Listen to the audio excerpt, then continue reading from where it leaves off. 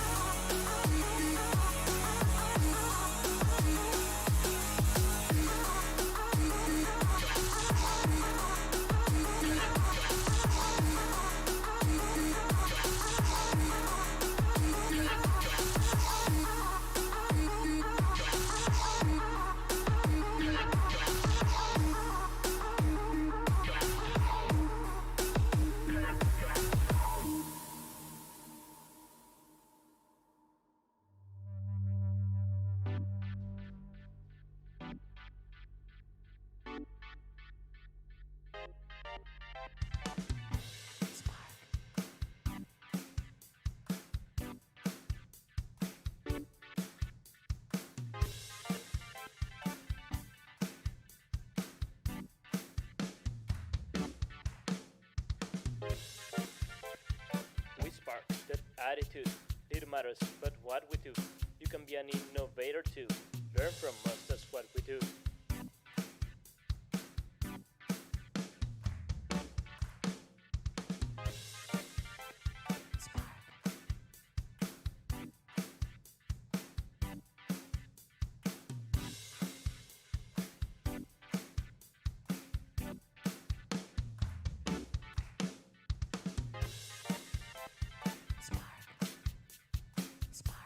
I'm just waiting for the host. Waiting for the host. Waiting on the host. Everybody can hear it. Okay.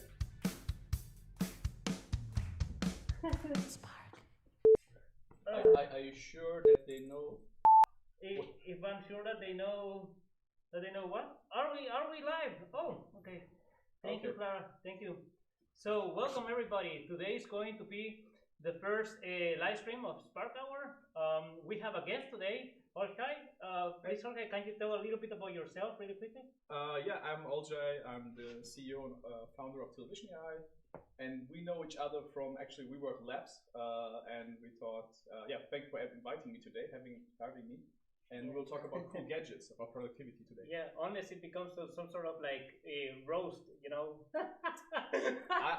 Spontaneous roast. I'm actually prepared. I have my list ready with the coolest productivity gadgets and software, Okay. and so I prepare to look. Even I have my own little. I don't have like a yeah. control panel. Like you look like what you're- happened with the gadgets? Yeah, you look like you're in the Enterprise or something. Like we're about to take a turn left or something. Oh, good. Wait, I'm going to open here the chat so that all of you can see it.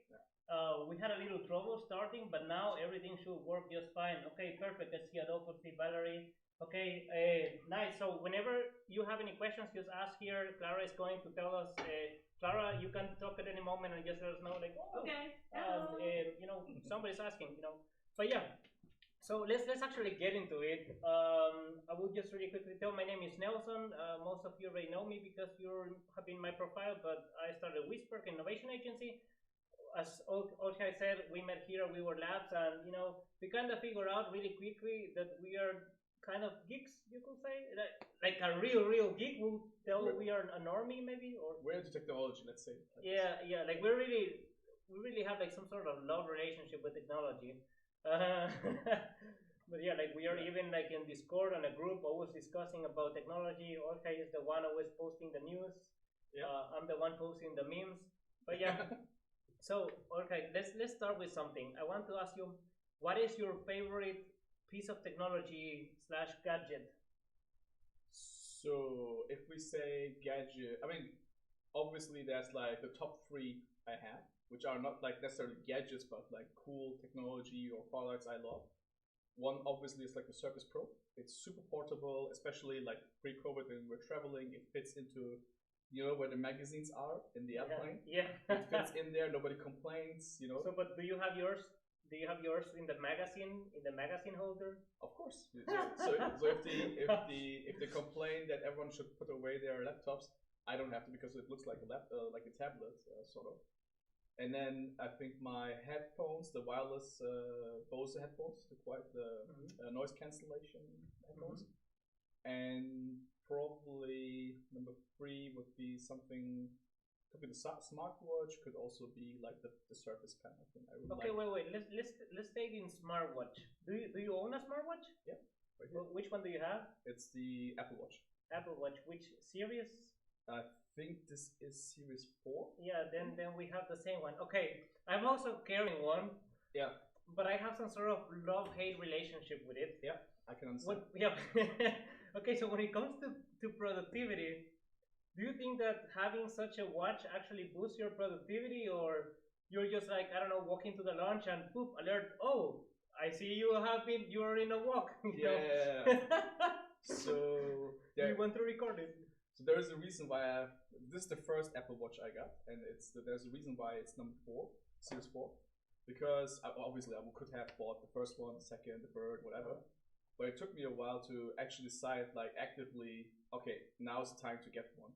Because it had multiple, like there were multiple reasons for that. One was I could check into the plane just by like this, like when you have the Lufthansa app, you could just get your QR code after that you have to check in, and you can just like do you ever use it that checking into the airplane? Yeah, you're like really do you? Yeah, because the QR code is on your. I can maybe open one here.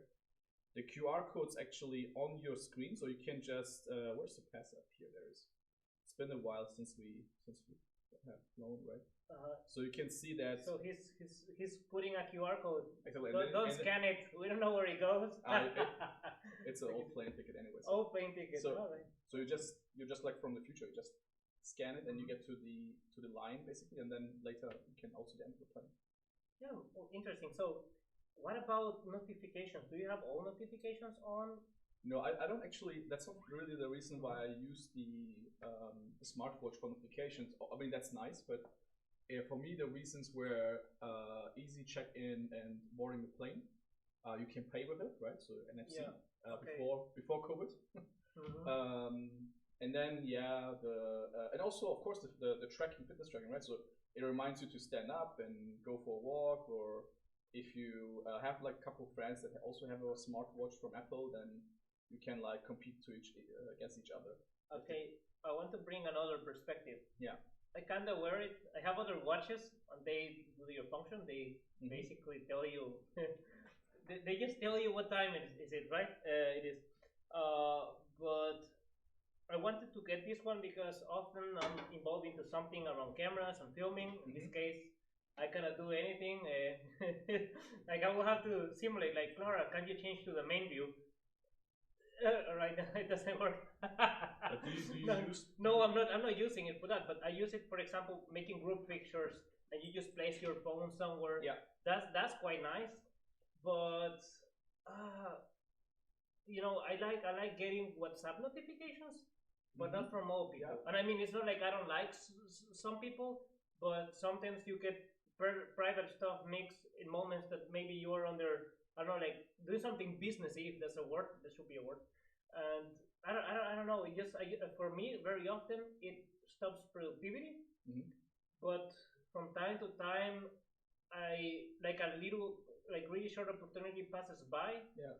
that I wanted, just like I didn't want to miss, and then it's worth it, right? But let's say that's 20% of the time, 80% of the time, I don't know what I'm carrying it. It's just bothering me. Right. Yeah. Right now it's a bit less useful, I would say, because we're not playing. I'm not flying anywhere right now. Well, if you pay at the supermarket, I usually just that's maybe a way where you just double tap and you pay for your groceries. But it's less useful at the moment because just not flying and stuff like that basically. Perfect. Here, Salvador says really useful future. He says, okay, and greetings back to everyone. I want to bring another gadget. So let's leave the smartwatches away. Mm-hmm. I want to show my favorite gadget. Mm-hmm. The one that I like the most. That's the one that Clara is using. This is called the Stream Deck. Maybe Clara can show it in here on this camera. Perfect. Yeah. So this is the Stream Deck, and what it does is, well, you plug it with a USB on your computer, USB-A, USB-C, and you can put some programmable like macros. You could say like macros. So, for example, right now we just made 3 pictures of this place. One just from the middle, one from the right, one from the left. And Clara has on her computer the possibility, for example, to now press on the right, and she would just like press bloop, here on the right, and then it's focusing on you. And now it's like press on the left, bloop, and now it's focusing on me, or just like press in the middle, and then boop. Then we just have like the main cameras again. Yeah. But you can use it for you can create your own macros with Win Automation or such a software. And it's like, okay, you press it on, and then it will open your email and kind of scan something and kind of just like flag the emails that you want. So you can put whichever picture you want here, and it's powerful. Okay, and you couldn't do that with the numpad, for example. Yeah, okay, that's a good argument. So you would have to spend, I don't know what this cost. Yeah, it's actually it's quite pricey. This is around $150. Yeah, that's like 2 keyboards. I have yeah, I have 2. Yeah, okay. But yeah, that's actually a really good argument. You can do this with the num keys. It's just, and this is kind of like the disadvantage about it. It's not so. It's not like you plug it in and everything is there already. You still have to do some sort of work and kind of choose for yourself. Okay, this is what I want to automate now. Yeah.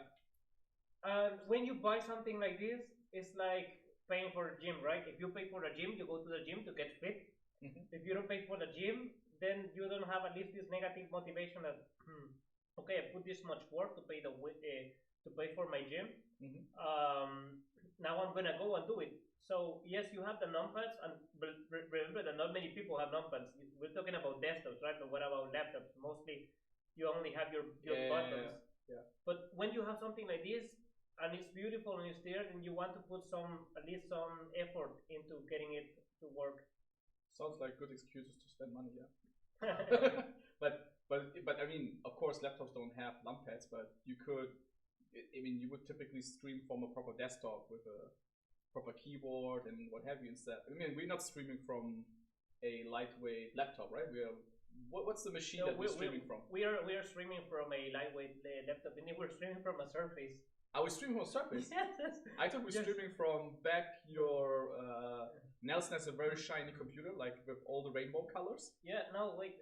For the guests, anybody wants to see what's going on in the background? Just let me know. Clara, are you okay with being in the background really quickly? Of course. Okay. So just write something. Let me know, Clara, if they want to see what's in the background. But yeah, we're in this streaming everything. Okay, I give you the excuse. You can buy one, not 2. Buy. Yeah, and okay, that's cool. So now it makes the work way easier. And also, you're in the moment. Like you need to like switch to the camera, take a screenshot from that moment. You need to be like super fast in that moment, or play like some tune or sound or some effect or something. And so you need these shortcuts basically. Yeah, like for sounds or bringing like some images or something.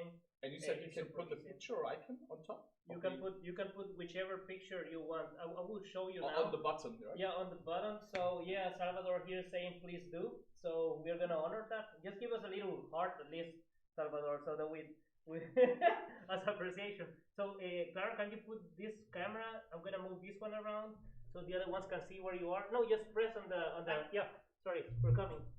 Okay, this is uncomfortable clothes, but yeah, here we saw all the around the scenes. So, it's Clara. Can you show where you have your stream deck? I put my mask. Yeah, so she's changing between the different ones. We're kind of showing it. Yeah. Yeah, and then if she presses there, now we're seeing this here, what's happening.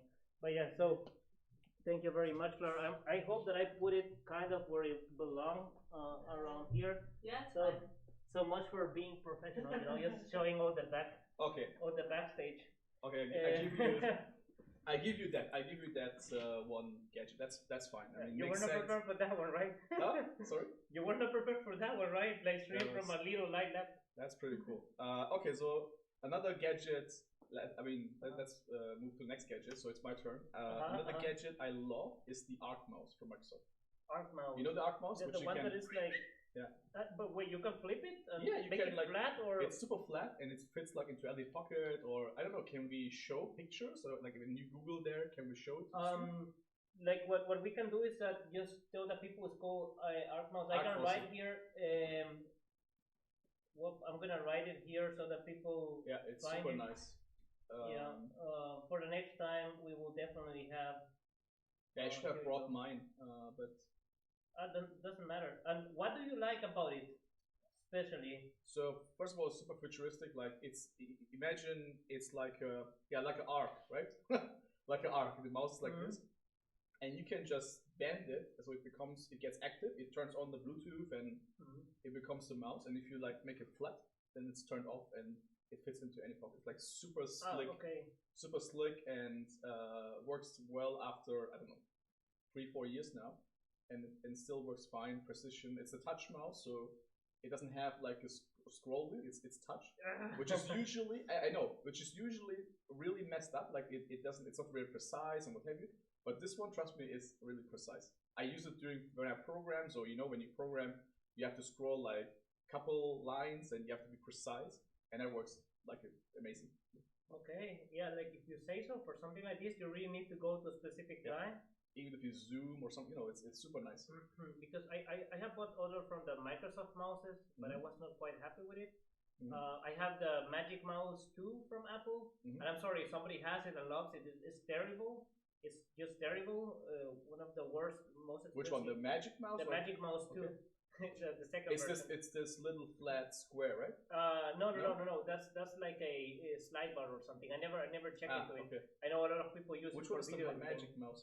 Well, it also looks a little bit curved and also has no scroll. It's like kind of like digital, like I highly dislike it, and the reason why is because I still buy the same mouse over and over again. I bought one called Racer, like a Racer. Yeah. Mamba Tournament Edition, and it's the best mouse ever. You can't go wrong with Razer. Yeah, Clara, how do you like that mouse? You're using it right now. It's really nice, very smooth. Yeah. So and the thing about it is that you have also all these programmable keys. One of the most useful ones that comes default is you can change the speed of the mouse. So depending on what type of work you're doing, it will move faster or slower. That's nice. Yeah. Okay, I'll give you that too. Yeah. You should check it out. The only disadvantage, it still uses a USB cable, and there's a version in wireless. Yeah, I'm not sure if that's a disadvantage. I mean, I don't know. I mean, it takes one of the USBs away. We have only one USB-C and one USB-A on the machine that we're using right now to stream. So yeah, you could argument, but yeah.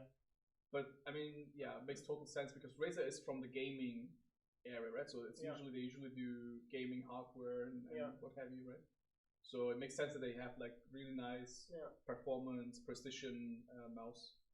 But it's definitely one of these things when I would recommend go out to a store. I mean, whenever they open again, and check it. Like a mouse or a keyboard is really personal, and if you never invested a few, say like at least a few minutes testing mices and keyboards, then you definitely should, because believe me, having the right mouse or the right keyboard, Right keyboard, definitely, yeah.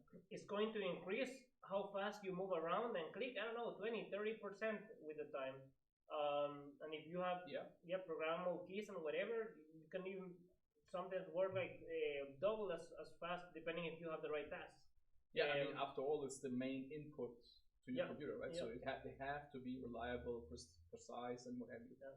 So makes sense. If you're working with touchpad, please get a mouse. Get a good one. Don't say on it. That's like a toothbrush. Yeah. But talking about like inputs, there's one input that I still use, and it's fun because it was some sort of like flop in the market. It didn't get really into, but it's called the surface dial. I don't know if you have seen this one. Oh yeah. I hope that I'm not changing anything on the. Okay, I'm actually changing something like the sound. I'm not saying something there. No. So on this machine, when I move it around, I can change the sound. If people don't believe me, we could even like. I don't know if you have seen it. Listen here, and now I'm turning it here. Till this off, right? So now you see it's actually working. I didn't even know where it was connected, so this is pure. Yeah, it goes through Bluetooth and yeah. But it's really nice when you're like looking, for example, pages with lots of pictures. I put it as a zooming device. So you basically have it in one hand. I'm gonna put it away before it keeps doing stuff. I basically have it in one hand, and with the other, with the mouse. So the keyboard's in the middle. This surface dial is on the side, and then when I'm moving around on the mouse, I don't only have the vertical scroll, but I also can scroll to the left and to the right. Yeah. Yeah, which is awesome. So when I'm looking for the right picture, I would just like move to the left, zoom in, zoom out, and it feels like being on a computer, but like an iPad or a smartphone. And you're only using the dial, right? It's not like the mouse and the dial. Mouse and the dial. And the mouse and the dial. So, so the dial is like the 360 dial thing. Yeah. So you turn it 360 degrees, like you're, I don't know, like putting the volume up or down. Yeah. That's the example right now. But it doesn't have. But it also has like these to the right, and to the left, and down and up these. No, it doesn't. It doesn't. So. But you can push it, no? You can push it. Yeah, you can push it, and but not if you to the keep right. it freeze, then not to you. I mean, you can move it left or right, but it's not gonna do anything in real life. But you can keep it pressed, and then it gives you like an extra menu when you can change to other things. For example, moving a timeline left or right in Adobe Premiere, or for example, if you're using some sort of coloring software, like to draw, to sketch, you can keep it pressed and change the color. Yeah, I change the color in real time. I mean, it's interesting because after all, it's a new type of input device, right? So I like the innovation behind that they thought about, hey, maybe this is not enough, the mouse and the keyboard or touch, on the screen. Yeah. But maybe people need like a new way of, interacting and giving inputs. For example, as we speak about it, it could be something interesting also for us. For example, we have where we have this AI-based video editor in the browser, and then if you have a dial and you push it and you dial it, maybe it then zooms, and while if you don't push it and dial, it's just moving on the timeline.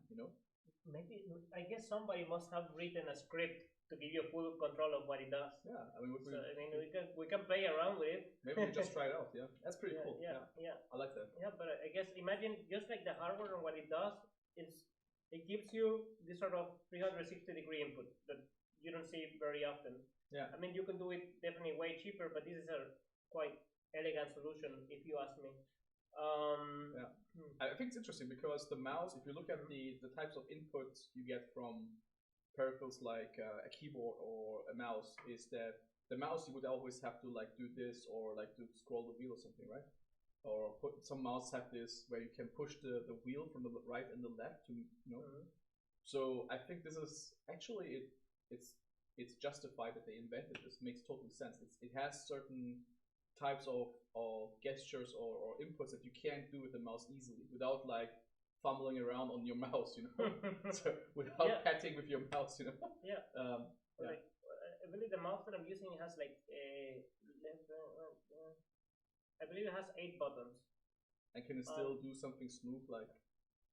Yeah, you can still do it. I mean, there's these other mice that they look like a ball. Oh yeah. But I don't It's know. ergonomic, whatever. Yeah, I know. If you want to feel like a wizard or something, kind of do Yeah. sort of magic. Yeah.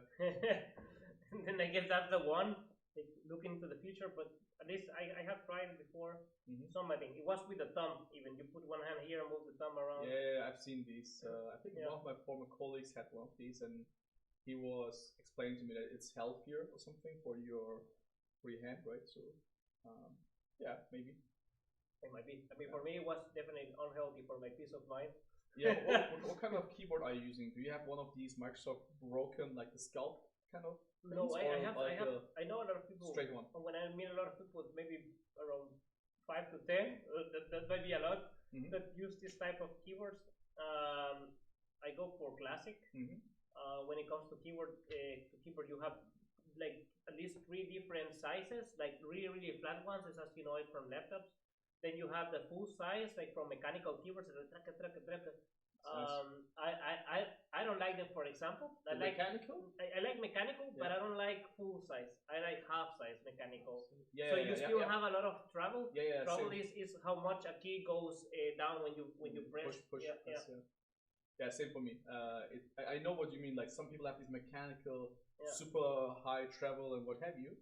But then, I don't like that it travels too much. Like it has to be like half.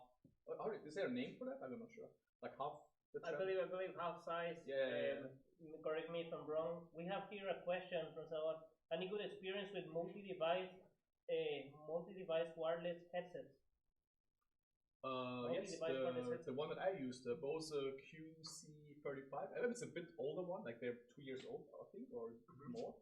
And it's super nice because I can connect like my phone and my computer, which means that if my phone rings, I hear that, or if I get a notification or something, right?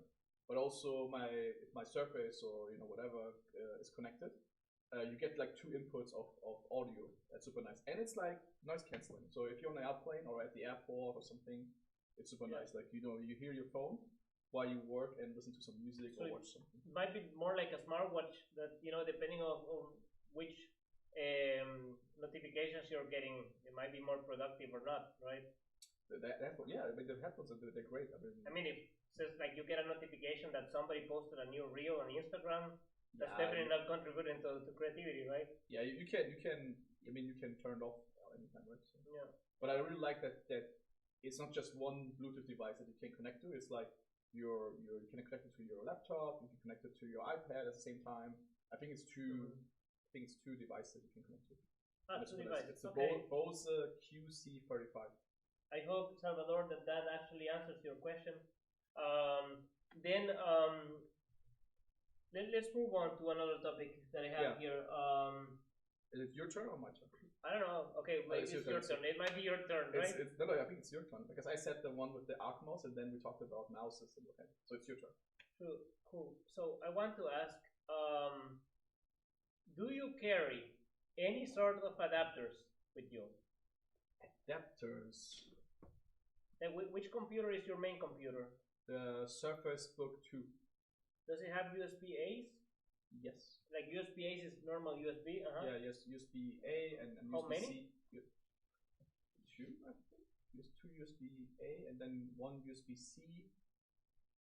Also has a SD card slot, so I have a few ports, but I like they have both, like USB-C. So 0 adapters needed. Yeah, you don't need any adapters. Even if you do like photograph or whatever, and you have like SD cards full size, you can just jam them in there.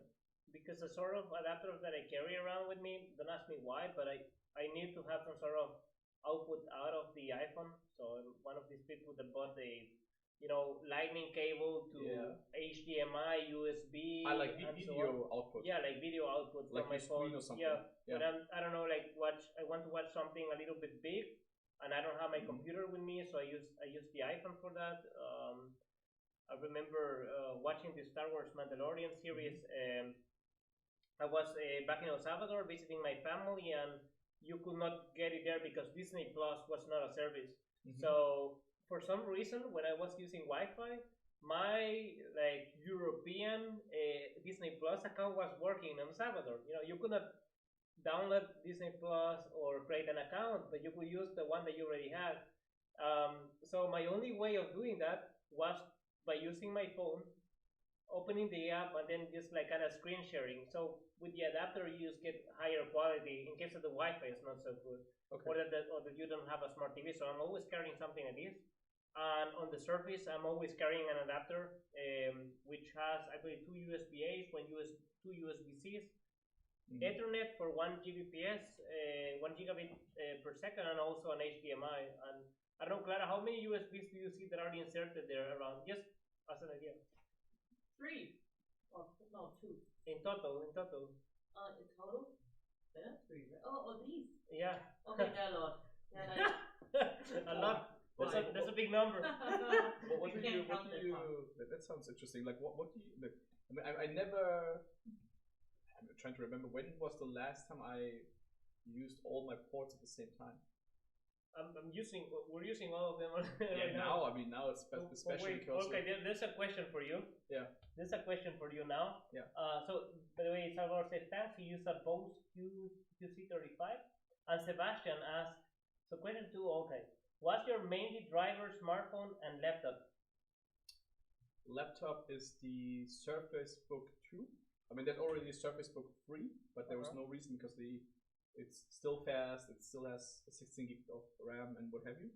And then main phone. I have multiple phones, but my main phone is at the moment still the iPhone 10. The iPhone like 10. 10. What's the latest? 12 Pro 12 something? Pro, yeah. LiDAR and autonomous driving, whatever. So that's the only reason why I have it. I had a 10S XS. So But even the S, this is like the regular 10. Oh, okay. So yes, I don't know. For you, next generation might be the one, but I don't know. I mean, phones lost their like in the past. It was always like, oh, the CPU is so much faster, and you could feel it, and what have you. It's probably still the case. Like if I get a new iPhone 12 something, I will probably notice, but it's still good enough. So I, believe it or not, I don't use, I think, my phone for the many like performance tasks. I would say like where you need a lot of performance and what have you. It's just like I have like WhatsApp and email and that's it pretty much. You wouldn't notice a difference, I guess. Yeah, it's with like a new one. I don't need like LiDAR and what have you. Jorge says here, iPhone X is still king. I can't. So at least you have one supporter. Okay, interesting. So I believe from my side, Sebastian already knows, but I got a Surface Pro 7 Plus, the business and education version, which came just out recently launched. Yeah, like it's one month and 2 weeks old. As soon as it came out, it was there. I mean it's killing. It's running all of this.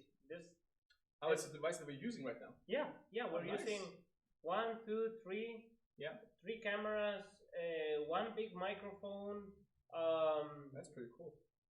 Yeah, Stream Deck. I cannot see much. The mouse. Yeah, but it's doing everything while still streaming. It's also powering this building and but yeah, it's pretty nice. If you put the brightness really bright, maybe it's gonna substitute one of these lights. Exactly.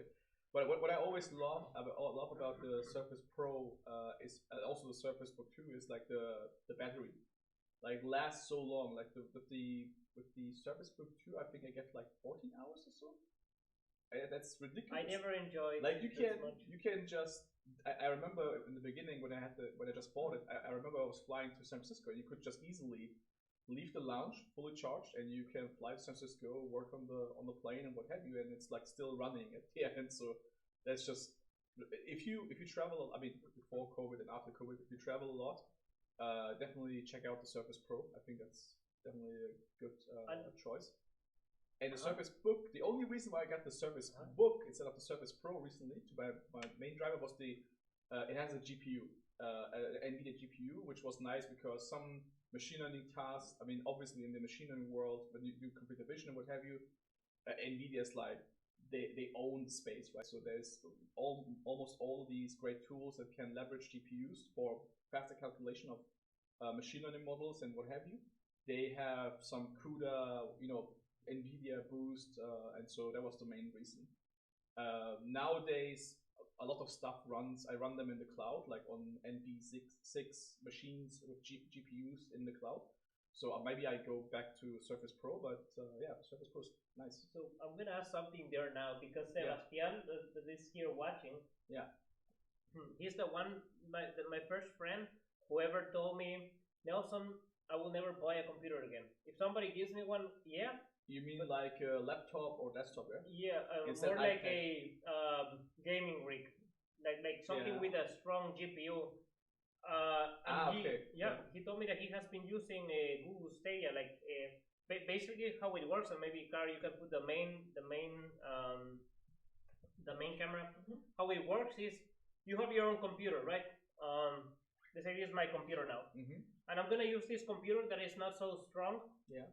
To run a task, like I don't know, edit a video or play a game or run some machine learning algorithms based on video footage. Yeah. And this device cannot run it. So what you can do is as the same as you're watching this video, you're just streaming it, so your computer is just downloading a video and displaying it to you. You could rent a computer. And this computer is gonna run there, like it's in the cloud. Basically, the computer is somewhere in a server, hopefully close to you, and it's gonna be running all these tasks. Yeah. And you are almost in real time, like with a really little delay, seeing the same thing that this computer sees. And basically, you have all the power of this computer on whichever machine you own. As long as this machine is good enough to stream let's say like a YouTube video at 1080p, like it's full HD, 30 FPS or 60 FPS. Yeah. Your machine is totally capable of it. And it should have a good Wi-Fi card if you're using a Wi-Fi, or at least an Ethernet cable if you have good internet. But so Sebastian told me, like this just runs so smoothly. You will mostly not notice that you're using a computer somewhere else in the world, because what you're seeing on your, let's say, like older or not so fast computer, even through Sebastian has a really nice computer right now. It just works so good. So we were playing just some days ago with my sister and boyfriend. We were playing online like a game that is for Windows, but almost everybody was playing on Mac, and I was playing on the Surface. And it was because we were all using virtual computers that were running Windows, and you would not notice. You're just like using them. So yeah, I mean that's definitely for many use cases the future, right? So especially when you look at what's happening in the field of 5G and what have you, where the latency, not just the bandwidth is expanding, but also the latency is going down. I think at some point we will not even bother having things offline on our hard drive. It will be just on Google Drive, and we will just, as we use it, stream it to our device. And also there's many use cases where you don't need the power on your, like, what's the point of having the power in your hand? It's like, it doesn't matter, because at the end what you want is to accomplish the task, right? So if the machine is, like I said, for the machine learning, it doesn't really matter that I'm running this on my machine, or is it fine that I'm just running this for a couple hours or days on the cloud, right? The result is the same basically. And with gaming especially, there are some really interesting things that are coming out of this. Because, for example, if you, like you said, when you are playing on Stadia, on xCloud or whatever, right, where the compute and the networking actually happens in the cloud, what we see is that the latency between the players are going down, because you all locally, it's like a LAN party, like a LAN party in the cloud. Your latency is super low.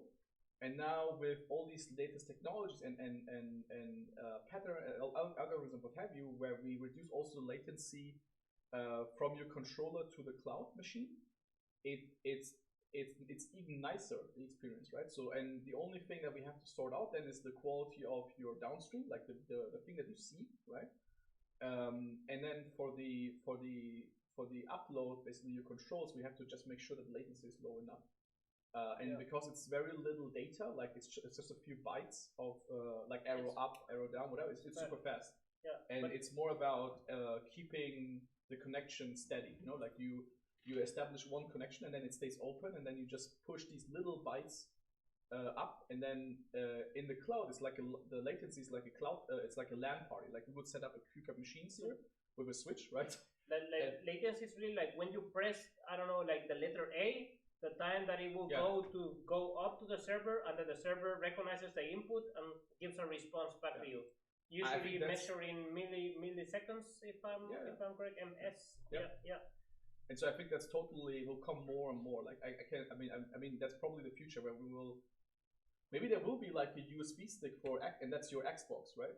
You have a USB stick, $20, and you have a fully fledged, high resolution Xbox gaming experience, and it's also probably cheaper because you're sharing it. Like when I don't use the machine in the cloud, you might using it, so it can, Which goes to the point that at the end we actually just need to have really good peripherals, really good input mechanisms, like really good keyboards, really good mouse, and output like good sound and a good screen. Probably the big winners will be companies like Razer that are like the stuff that you can't move to the cloud is like the peripherals and the ones running the cloud. Of course. The computer might be just really small. Doesn't need internet. It might be already in your TV, in your display.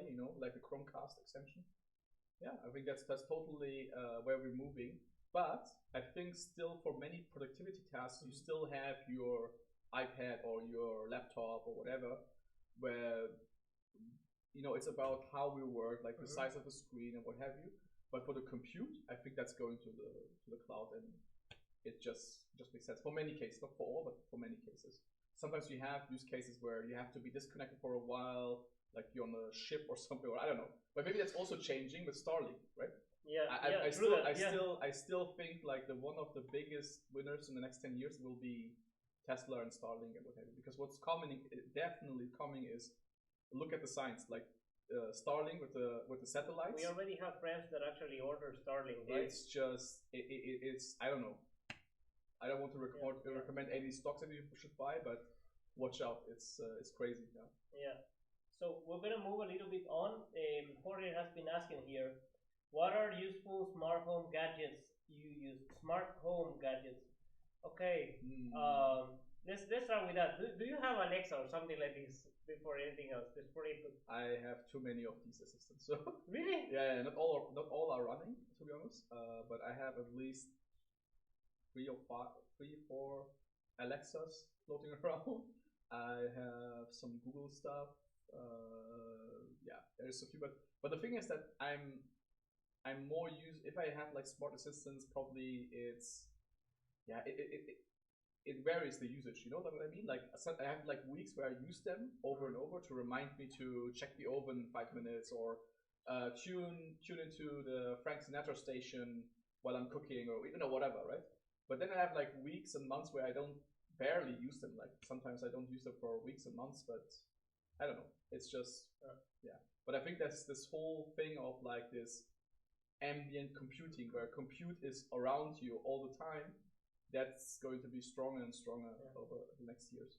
No, I believe I can summarize my entire Alexa experience to 3.5 commands. Command number 1, favorite of them all: Alexa, how's the weather today? Or is it going to rain? Same category, right? Can I use a skateboard or not? Yeah. Do we need to take an umbrella more than anything? Yeah. Let's say that's good 80% of the time. 15%, Alexa, set a timer or set a pizza timer for 12 minutes. Yeah. That's how long it takes a pizza on my oven. Yeah. 5% of the time, Alexa, play my notifications. And then I said 3.5, right?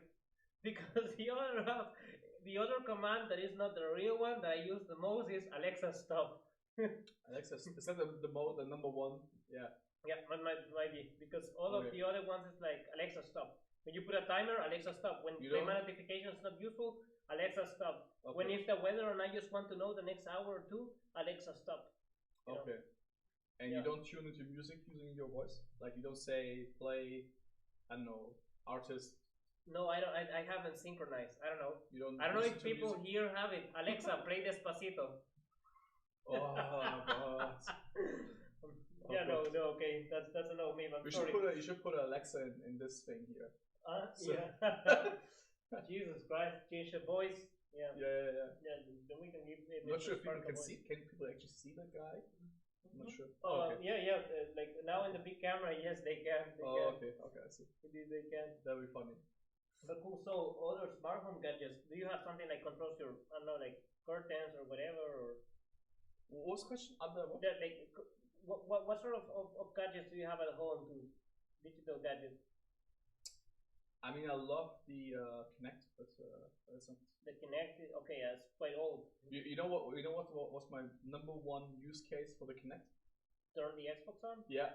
Okay, this is the number. It's so it's so nice, and then also is still Netflix doing that when you watch like 3 episodes and then they say like, are you still watching? Are you still doing that? I'm not 100% sure. I haven't seen a long I haven't had like a really long time watching Netflix. It was like the number one. It was like the number one. So you just move and then it's like, okay, it's there. No. But if you have a Connect with the voice commands what have you, and then on your Xbox, and then Netflix does this thing. Hey, are you still watching? Are you still alive? Right? You can always say like, push the button, then I'm still here, etc. Right? So you just one voice command, you can continue watching. Yeah, but they even took them away now, the commands. I think they changed it that when you they ask you once, and then if you can choose continue watching or don't ask me again, don't bother me again. I think. Yeah, no, I mean like there's no voice commands anymore for the Xbox as far as I'm concerned. Only if you connect. Only if you connect the Connect, I think, right? I have it connected. Xbox on, Xbox off. That's 50% and 50% of my only commands that I use. I never use anything else. Before there was everything. Alexa, play Netflix, open Netflix, or things like this, or Alexa, and then you could even like write, and but not anymore. Sadly, not anymore. Would you actually remember? I mean, this is like the first taste of what the future might be like, right? That every wall is a screen, every room is listening to you and can accept commands from you, right? Yeah. It sort of feels like that when you enter the a room with Alexa or Cortana on the Xbox or Google or whatever. Imagine now also the walls will be like screens where you just say while you're dressing up in the morning and you say what's the weather like, and it shows you the whole wall becomes like a camera from the outside, and you see it. Would you like that kind of future? I'm not with this ambient computing like type thing? There's a split here. On the one side, I love technology, but on the other, I need kind of a break of it from time to time. And if you see around here, this room, I have brought all the technology from my house here to this place. And when I need something, I'm taking my Surface with me. And if I need a powerful machine, you just do it. Just virtual machine. Yeah. Okay, I see. Yeah, fair enough. Okay. Yeah, so that's how it. I can even like leave something 3D printing here at the office, and there's like an AI software that I have installed, just checking on it if it works or not. Like if there's something going outside of what was planned to be produced. But I want us to continue to a new topic. Sure. Because we have been talking about gadgets. Most of the time. So now I want to go a little bit more into apps and softwares because we are on half time. Are you interested more in starting with apps or with softwares that you should use? Just write in the chat. I want to know. We have around a 10 to 20 second delay with the chat. Okay, maybe. So apps, I mean on the phone, smartphone. Softwares, I mean on the computer. Let's see what people want to have. While we're waiting, should we each recommend one piece of productivity software or any software that we love or like or use or whatever? But depending on what they say, like if it's then we could switch and we could Okay, I guess so. So tell me, which is the software that you wanted to? I'm just here pressing this. Let's see. I mean, it sounds maybe apps. People are saying. Oh, okay. So it sounds maybe silly, and I'm not sure if maybe it's also one of your favorite tools. But an app? Yeah. OneNote. I love organizing stuff in OneNote. I'm not sure what it is. I had Note apps before. I had even Notepads with many files and what have you. But OneNote is like, it's everywhere. It's on my phone. It's synchronized. It's integrated everywhere, and it just works. Yeah. You wouldn't believe it. I use OneNote everywhere, but on the phone I never use it for input. I literally I have like I'm the using it. notes, the notes, I'm using it right now, actually. the notes app or OneNote. No, OneNote. Yeah, okay, yeah, it looks good. I mean, I use it all the time just to watch something that I need to remember. But the input on OneNote, they say 95% of all the inputs are written, like with a digital pen. You can also type. You can also. By the way, did you try the journal app from the Microsoft Garage? No. It's ink first, basically, but we can try it afterwards. Okay, cool. It's very nice. Yeah. Journal app. Yeah, Microsoft Journal. There used to be actually there used to be a journal app when the first time I used a Microsoft tablet, which was Windows XP Tablet Edition. They also had a journal application, and so maybe that's it's back reborn as the Garage application. I want to tell you my favorite app about it, because I believe like note taking is always good. For me, simplicity wins. Yeah. But I'm gonna reconsider after you said about using OneNote more and more, and then let's check this journal app. I have no idea. But what I did before, I prefer a little bit. I checked the top 100 productivity apps. Don't worry, we're not gonna go over each of them. We're not actually gonna go over the entire list on the iStore. Okay, so I'm sorry, like if you have Android. Yeah. I hope that I'm not excluding any of the apps, but many of them, because many of them are big, might be here. But look, the first one is a VPN, the second one is Gmail, third one is VPN, fourth one is DHL or Post, like sending mail. Fifth one, this is the first one that is not mail, something from Microsoft Outlook, still mail. Sorry, I thought it was Word, but it was Outlook. Then, is this the productivity section? Yeah, productivity top chart. Number 6, Microsoft Authenticator. It's also really good. Yeah, it's more like kind of the password management thing. Then 7 is Kaspersky. Security Cloud. Kaspersky, I believe they are made like a antivirus. Then you have a self-ident. Immobile for looking for houses and apartments. Mobile car market. And then it continues. Then you have 2 times like Google Drive and cloud storage. Yeah. So storage. Then you have Word, number 13, the first like really working app. Yeah. You have in Germany Mail Web.de. Then from one company. No, in the first 30, there's only one that is about note taking. And all the other ones, like many of the restaurants will be Microsoft OneNote is number 29, Microsoft PowerPoint, Google Sheets, Google Docs, Microsoft Word, Google Calendar, and so on. And these are super basics, but none of them is one app that I really go to on my phone to actually do work or accelerate things. I mean, productivity comes in different shapes, right? So it could be some actively writing something or drawing. Yeah. It could be like being efficient in how you authenticate. It could be how you organize your email and communication with customers and what have you through Gmail. I mean, there's many.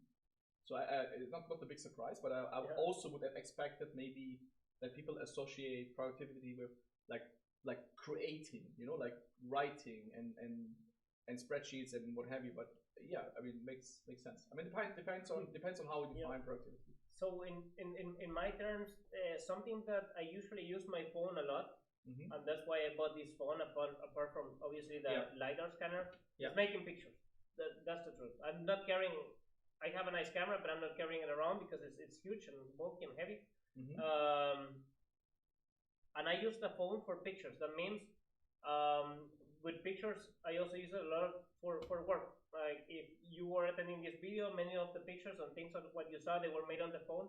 And I need to be able to really quickly create, I don't know, like a story or a post for businesses, for business things. Yeah. And then my favorite app by far is called Spark Post. Adobe. From Adobe? Yeah. No bias with the Whisper name. No bias with that. This is called Spark. I remember when we were at the pub, you said, "Hey, this is the name I got it from Adobe." No. No. Can you delete him? I tried. Can you just mute him? Just mute him. Just go to my camera and you can press on the little eye of his camera. Then he's gone. Yeah. It's perfect. A monologue. Bye. It's a monologue from now on. But okay. So. This Spark Post, this Spark post, it allows you to really quickly design a post online, like an image, or even like little snip clips, like little 5-second videos that play really nicely on LinkedIn. And it's one of my favorite apps.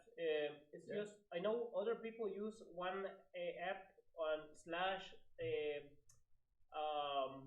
web platform software called Canvas. Is it? Canvas, yeah. So Clara is using it, right?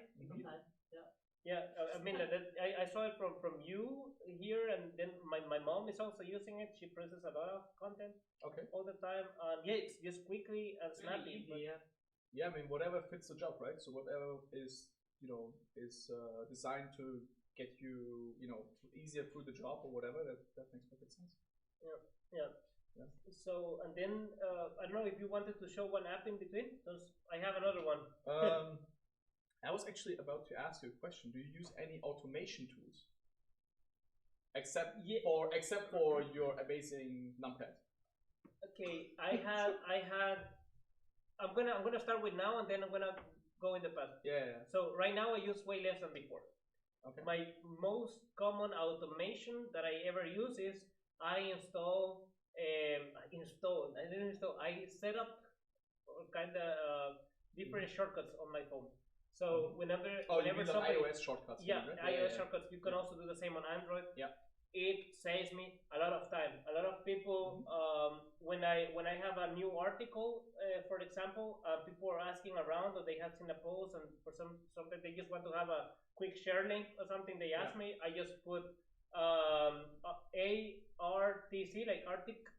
And then when I press it, it just has this the link from the article with a little description. Yeah. Or when I'm posting, for example, on Instagram, I always use the same. I believe you can use 30 hashtags, and if you go over these 30 hashtags, basically the algorithm kind of slaps you and tells you, no, too many hashtags. You cannot have something that's gonna have a big reach.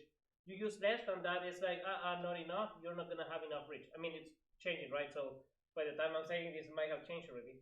So I just press HSTG on my keyboard, and then automatically we'll just fill the list of 30 hashtags that we continue using. Nice. Yeah. So I use it for this, for email, for websites, for articles, LinkedIn profile, LKD. So somebody asked me, do you have your LinkedIn there? If I need to share all my contact, I will just press like CTWS is my whisper contact, and we'll have a name, email, phone, a website, email, like everything that you need right away. So that's what I use nowadays most of the time. And then so your automation is more automating content creation.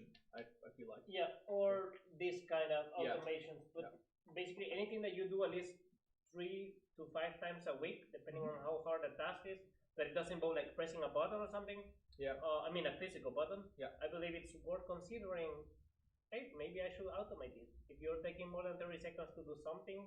After all, we're human. We like to be lazy, right? Yeah, I mean, you just don't have to be lazy when you decide to do it. Yeah.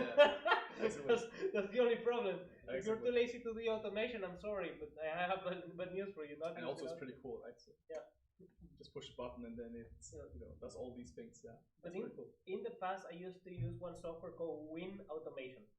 Sorry, again, it's software, not an app. Yeah. And it was awesome. I mean, you can create your own batch files or executable files on Windows. So there you will have like, okay, open the email, look for all the posts that are subscriptions, check for these words. If these words are there, leave them on read. If these words are not there, move all to junk or something like this, right? And that's why I'm asking, because I saw that on your notes, the Win Automate. did you try Power Automate? No, you should try it. I haven't even gone and seen anything else. I mean, Win Automation, at least the only and last time that I pay for it, and I believe that I even don't have the license because I have changed computer, and I'm talking like 10 years ago. I paid like $300 for it. Oh wow. Okay. Yeah, it was quite expensive. Nowadays, I believe for $300, making your own executables that you can install in any company, like from the business perspective, is nothing. Yeah. It's pocket money.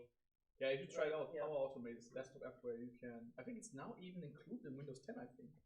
Okay, sure. That's something that I gotta check. Power Automate, like Power Okay, but only for PCs, right? Or Well, I'm not sure if there's also other clients and if there's cloud component.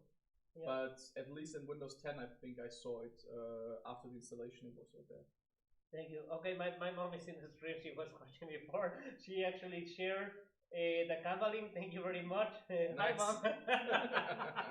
So much for being professional. Again. Nice. But Okay. then I wanted to stay in apps again. Yeah, yeah. There's one app that I love. Mm-hmm. There's one app that I love. And so people wouldn't imagine, but it's called Giphy. And I use GIFs. Gifit. Like, Yeah, GIF. I know Gifit. Giphy. Like, Giphy. Oh, Giphy. sorry. Ah, okay, so it's the I one thought for you- making GIFs. Yeah, What yeah. is the one that you meant? Yeah, yeah, yeah. It's You, the you know same. Gifit? No. No, so mine is called Giphy, not GIF. Yeah, Giphy. I know the one that Facebook bought, right? I believe that Yeah, they yeah. got bought Yeah. indeed like 1 year ago or something. Yeah. Well, I use it all the time because it helps me to really quickly produce GIFs. And for example, on a website, the website that we use here for the live stream, like basically we have a room where people come and can just plug one USB, and they have a setup more or less like this, and they go from normal people to influencers. Boop, one USB, wow, you're an Nice. influencer, at least in front of the camera and how everything looks. Are you talking about the special room that you have set Yeah, up? exactly. Yeah, So yeah. and for that one, like if Yeah. you go on the website, because we have like an instruction website, everything is Mhm. movable. So like I connect this cable here, do this other thing there. It works just pretty nice because people are moving around the website and everything is moving around. Mhm. Also, one of the startups here, like Lucas and Daniela, who are just in their own meeting now and wanted to come a little bit later, but they also are using like a lot of moving images for really bringing their points across. And I believe that Giphy is just great. I mean, like we have created 38 stickers, and now we have 6.7 million views of our GIFs from Whisper, which is crazy. Right? And people are using. Yeah. What's the reason? What do you think is the reason? I Is have it, no is it idea. so? Is this the sticker? I saw this once. Is this the sticker where you have this helmet on? There are many, but Are there many? Okay. many of them are on the helmets. Like, just look at this guy. Yeah, He looks- because it's also. Yeah, I mean, I like what I like about this GIF with the helmet is like it's so generic. You can use it as to express certain emotions, like right, like I'm ideation or crazy invention or something. You know, it's nice. It's like you can use it also outside of the WeSpark context. You know, that's maybe that helps. Do you have do you have like a So- label somewhere that does it say WeSpark? Yeah, I mean, it only works with labels or slash tags. Yeah. And yeah, all of them have the label Whisper. But for example, there's some where Maria, for example, from the team, she's like, oh, I have an idea, and she does like this. So or there's one where I am doing like I'm impressed, but like I just got an idea with a helmet, and then you just have to look for certain tags that people are not using that often.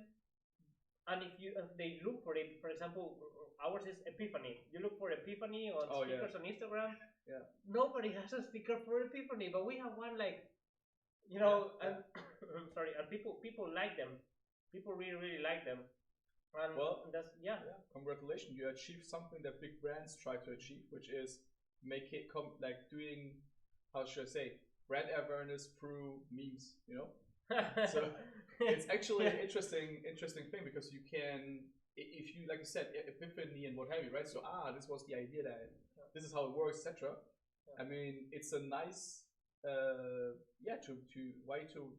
communicate make your brand popular. I'm sure some people will then, that's why I was asking, some people will then look for what is this WeSpark thing, you know? And they will Google it or Bing it or whatever, but they never find you, you know? If you use them in a certain way, then maybe you can get more people to find out what it is. But it's kind of like fishing in the middle of the sea, right?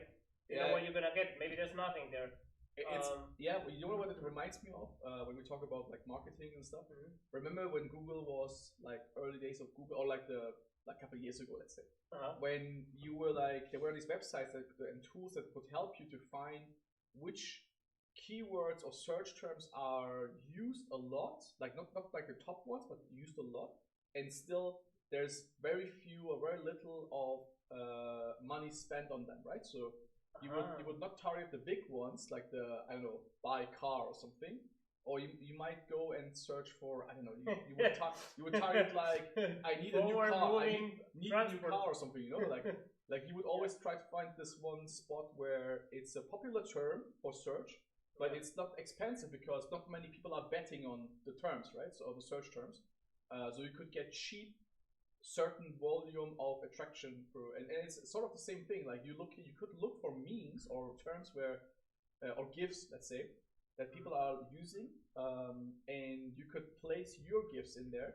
and get cheap, I mean, in terms of like investment, cheap awareness for, through GIFs. So super smart. I'm not sure if it was intentional, but you figured it out. That was nice. By mistake. Well done. Well done. Everything happens here by mistake. It was all planned. It was all planned. But yeah, I want to ask. Maybe Gary put us. I want to ask everyone. Now I should be looking there, I guess. Yeah. I want to ask everyone, which is your favorite app, productivity app? Oh, Lucas is on the phone. We just have visitors. Maybe you can. Oh yeah, you can let them in. We have a lot of distancing here. Yeah. But yeah, we took all the preparation that's required to sit like this. So yeah.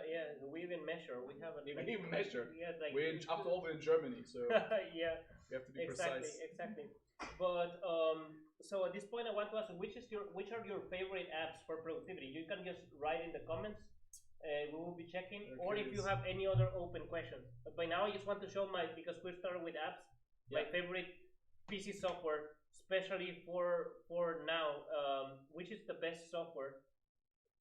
And if you ask me, it's one called a Mural, like a Mawa wall, Mural.com, because what it helps is you have this digital whiteboard. Oh yeah, I know, yeah. Mm-hmm. And it's like, putting post-its and organizing. You can see where people are moving around, and it's just awesome. Yeah, it's pretty nice because also you can put like these blocks, right? Yeah, I'm gonna put here on the chat like the link to it, or maybe Jorge, you can put it, or anybody who knows it, Mural.com. Mm-hmm. Yeah, my keyword is now, so much about talking for technology. The keyword is not really. How does it work? Yeah. Yeah, it's nice. Yeah, and it's just so nice because it helps you visualize at least like something that everybody's watching at the same time. In this case, a whiteboard that is there. And to be honest, if anybody here is at this moment working on, if anybody of you is working at this moment and having some sort of discussions, I really want you to go and check it out, because if you have some sort of unstructured discussion, even if you could say there's structure, it will take another way. But if people are seeing something like not a document but something that everybody can interact with at the same time, like so positive, they see the structure and they will know, okay, this is what's going on, and they will never deviate too much from the topic. I mean, let's knock on wood that doesn't actually happen. It might, but what about your favorite software? And then I will read some of the favorite software. I mean, for me as a programmer by heart, it means of course the coding experience, right? Visual Studio Code, Visual Studio, these kind of things. So Microsoft Visual Studio. Yeah, VS Code. If you're programming, you probably know VS Code. Yeah, I believe it's nice. For me, that I'm a normie in this topic. My programming skills are, potato. Potato. So what I get it is you can write in different languages here. Yeah, you can write. You can use it to write code in many different languages, whether it's JavaScript or C# or whatever. It's super nice. It's super compact. So I love VS Code. It's pretty nice. Yeah. Nice. Yeah, but just the last time that I was using one was Eclipse, and then I knew it wasn't Visual Studio. Oh, Eclipse. You're going back. You're going way back. Way back in the time. I'm going like a decade back or something. Okay, I see. I'm feeling old. But yeah, let's see which apps the other ones are saying. So Maria says she really likes Microsoft To Do, and Diana says Canva. Okay, she already had the link before. Jorge says, okay, I went to Jorge's profile, but mistake. There you go, one view. Okay, he says Notability. Okay. Lucas says Miro is quite awesome as well. Yeah, Miro is very much like Miro. And thank you, Jorge, for sharing the link. Arastu, hey Ari, he says, but I want to try it out. Okay, he needs to try out one of the apps that we were suggesting before. Okay, cool. But yeah. So we are approaching to the end. to the end of it. So we have 15 minutes left. Okay. And these 15 minutes we will use so that you can ask any questions freely about gadgets, about apps or softwares, whichever question that you have around technology. Yeah. Sure. So yeah. So let's, while we're waiting for the questions, I guess we'll just let's see what else do we have on mind. Do you have anything interesting or like unexpected, unusual on your list that you want to suggest? Something unexpected. Everything was kind of, no, kidding. No, it was Discord. Of course, Discord. Yeah, it's nice. Discord. Maybe someone can write the name Discord on the comments, please. It's Slack. It's like a little communication chat. Yeah, it's Slack, but way more powerful. Because it's Slack with steroids. It can, and I believe now like Slack is coming back, but it could do since a long time everything. It had like screen sharing, video chat, voice chat. There's like there's some channels instead of like Slack where you press there and you can see like different chats. You have some that are only voice chat. So it's like imagine you have a virtual living room and if somebody clicks there, then boom, they are in the living room. Now they can talk. Yeah. And it's just so awesome. Sadly, like it's less businessy. It actually started because of the gaming community, but it's so powerful. It's so powerful. This is one of the possibly most underground software. But now, like I heard some rumors that Microsoft wanted to buy it on the news. This is like news from last week, so quite old already. But I don't know. My one. I think also it's drifting away from this gaming community, right? So it's not just gaming, but also like we have one Discord server where also Lucas is in there and many other friends from the hackathon scene and what have you. So we just use it for community purposes, right? So sometimes we chat, sometimes we message each other, sometimes we have voice chats and what have you. So yeah, it's pretty nice. Yeah. And maybe let's see. And do you have any underground that you were thinking about? I was wondering if I should ask you about a few gadgets that are not that common. Do you? Okay, look here. Ari is recommending one right now. The app's name is MMHMM. Do you know that one? Yeah, it was I'm not sure if it's still that much hype. Maybe I didn't follow it much. But it isn't that like a streaming server thing. What was it again? It's something like wasn't that something like OBS? Like OBS. Okay. I think so, or is it even based on OBS? I'm not sure, but I remember it was hyped a while ago a lot, and probably for a right reason, because of its features and what have you. But I haven't followed after that. It got off my radar after a while. I'm gonna check into that. Thanks a lot, Ari. I'm sorry. Here my device is a little bit lagging, but let's look at And then Lucas has one question. Maybe Clara, can you read it? Yes, he's asking, how do you see the future of productivity tools? How do we see the future of productivity? I'm sorry, just opening here the make an impression. Yeah. Make an impression on a video. It says to your video chats and your meetings. Let yourself shine, elevate your content. Okay, surround it. I'm going to check it. Thanks a lot, Ari. So that's why we do this kind of things, because it's both ways learning. So much for being the IT, the geeks, right? Yeah. So what do you think? Let's get back to Lucas' question. Lucas' question. What do you think is the future like of productivity? Look, it's unfair when you ask me. This is my work to know, right? Yeah, that's why I want to make sure you embarrass yourself. So that I embarrass myself. Yeah. Can you delete him? Try just Before we did the session, I asked the community. Okay, here I'm going to read the future. Yeah. I'm going to read the future. Productivity apps will, first of all, not do things on your phone. Like they're going to start going more into content and creating things on your own. Things for now is like you will pay somebody else to do. So always complex things that become easier. This has been a trend a long time, and this is going to fusion. It's going to mix with streaming. And when I mean streaming, it was like how we were talking about streaming from a virtual computer. So maybe you will be able to, I don't know, like move your phone towards something, make a picture, and then in almost real time, a really big chunky computer is going to analyze this picture and do something important with it. I don't know, like maybe find a flaw or something that you should correct just from a picture. So I believe that this is where there's a huge potential, because right now we are limited on what, like if you go even on the iTunes store, you will always find requirements, and it says like from iPhone 6 and on, or from iPhone 8 and on, or you need a LiDAR, so only iPad Pros and iPhone 12 Pro can use a certain app, right?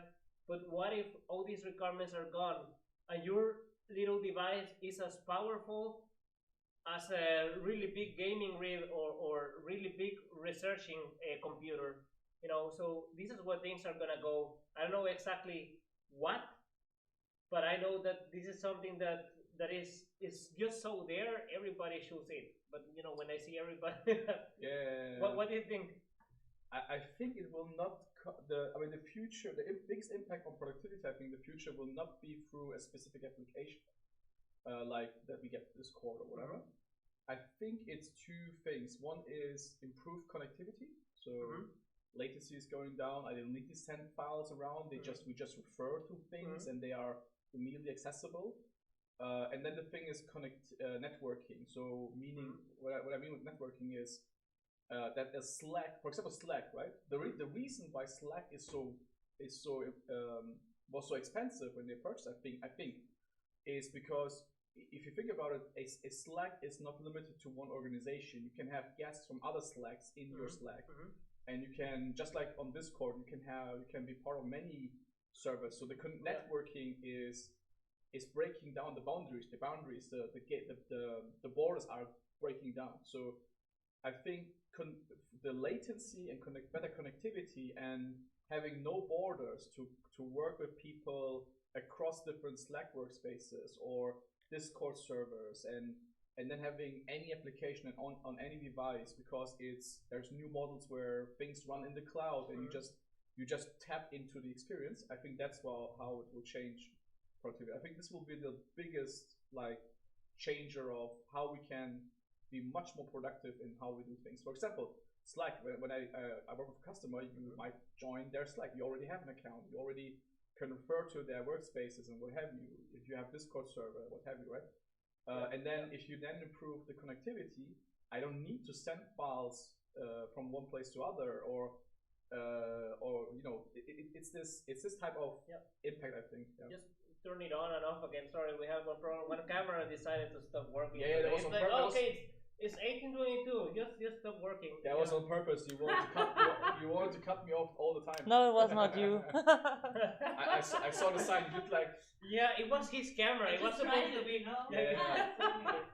That's why you did this, right? So, Is it good again? Yeah.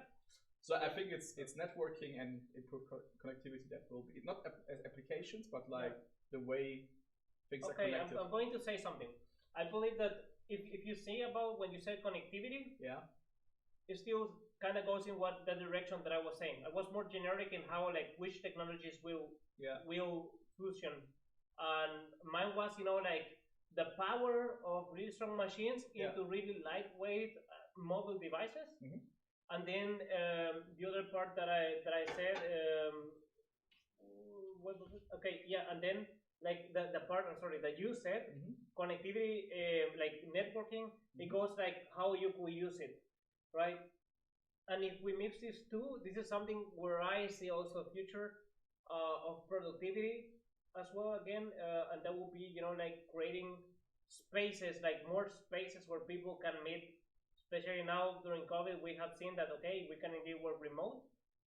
We can work from far away, but we need to have the feeling that we're closer together when we work with each other. Yeah, that's a good example actually, because think about Microsoft Mesh, right? This new augmented reality, virtual reality thing. Yeah. Because we have now low latency connectivity with 5G and what have you.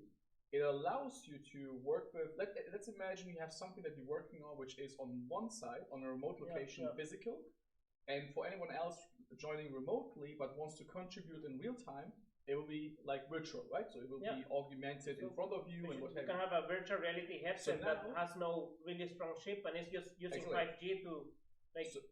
Exactly. So now you don't have to because you have very fast and low latency connections, you can now contribute the same way as you would be like at the remote location, right? And at the same time, what I think on top of that will happen is tools that you use in that context, like tools that you use in this partial augmented reality, will be also interconnected because networking effects where they have one tool that incorporates with other tools and they connected, you can switch between seamlessly and you can make one adjustment on one tool while working close to each other, right? I think these are the two things that not specific applications, but the way we use 5G and the way we use the low latency and these are like the things that will impact the way we will work in the future. Yeah, very much. Maybe. Maybe we're wrong. Maybe we're wrong. Okay, here Lucas says, great point, guys. Imagine remote work plus VR plus Neuralink. Oh, Jesus. Okay, it's becoming a movie now. I mean, they're really solving. I mean, if you think, didn't they say that what they are actually solving is the bandwidth issue, right? With the you wouldn't to know and from your brain, from what I have learned is that people always think that video is always what's using the most, the most of your data, most of your performance and everything when it comes to any of these like kind of more visual networking apps. Yeah. But most of the video part is done locally in your little device and your computer is rendered there. But the audio still has to go up, travel through the internet, and then go to somebody else. And if you have, I don't know, like 20 people walking in a room, that's way more complex than what you think. And the data streams, they just go way up. So this is still a problem to solve, like the compressing the audio so that the quality is still good enough. Is an actual problem, but with 5G and these things, with audio, is way of communication is gonna get better. Yeah, there's compression, but there's also very smart algorithms. Like if you look at, for example, how Stadia and xCloud are smart enough in, first of all, understanding what are the parts that you really need to transfer to the remote locations to send because data changed. Like if a picture in the video, if one part of your video is changing and all the other 75% of the video is not changing. And they have these smart algorithms that understand that. It's clever. It's getting clever on what to transmit to the other place. Also in games, they predict like what's the move of your character. Like, for not necessarily the gameplay, but what I mean is like you have animated characters, right? Like I don't know, some soccer game or whatever, where the body is making certain moves, right? When they walk, when they run, and the ball is spinning. So they predict. I love all of this. So they predict basically what the rendered video would look like, and send you the algorithm to actually reconstruct that video. It might not be necessarily exactly the same, but it's good enough and fast enough to make it smooth.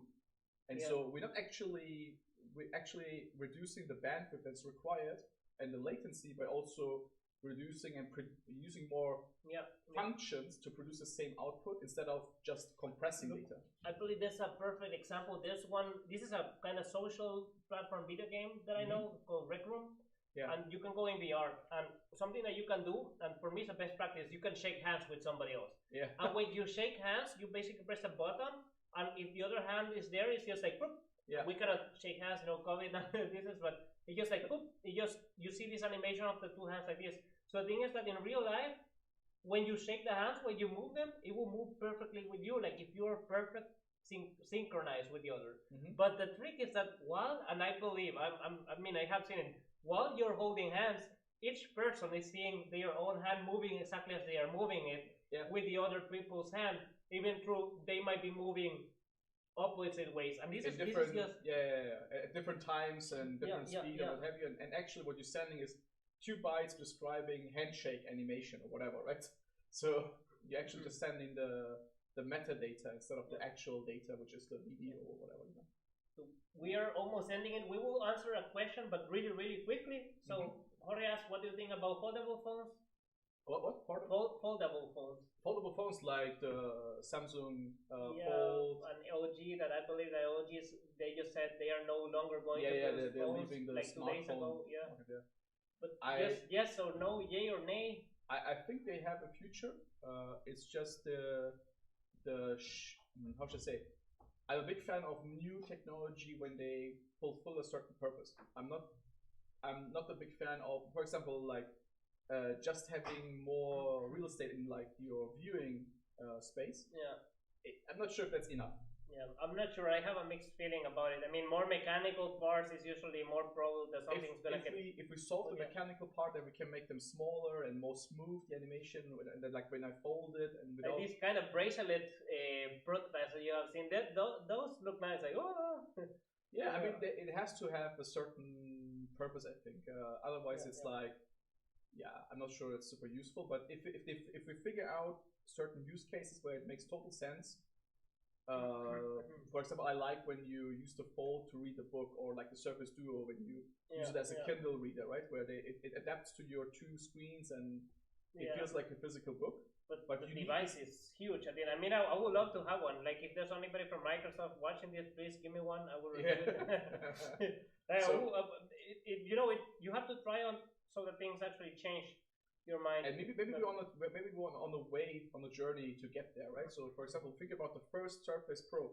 It was like this bulky thing, very thick, and you could hit someone and kill them with that thing, right? Around 3 generations, like the Surface Pro 3 was awesome, but the Surface Pro 4, it just, when it came out, it was just like it really kicked ass. It was for me amazing. It made me instantly, go to. I had the Surface Pro 3 just for some weeks, and the Surface Pro 4 entirely, and I was. Sometimes we need that. Sometimes we need to give it some time to figure out what the use case might be. But I like that companies are trying and playing with that. Like that Samsung is trying this, and that Google is supporting it with Android native support for foldable phones and Surface Duo and what have you. Right. So perfect. So, okay.